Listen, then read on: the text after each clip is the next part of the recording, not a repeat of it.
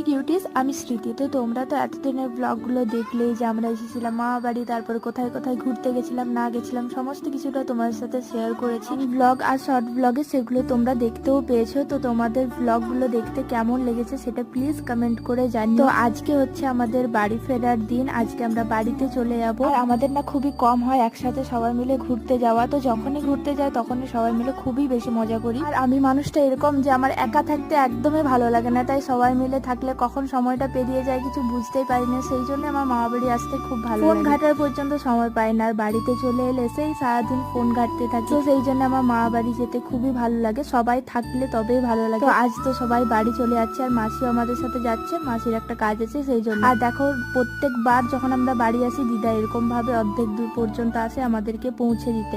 তো এদিকে আমরা গাড়িতে উঠেও পড়েছি। তো চলো বাড়িতে গিয়ে তোমাদেরকে দেখাচ্ছিলাম যে আমি কি কি নিয়ে এসেছিলাম ওখান থেকে। মতো এতটাই, টাটা।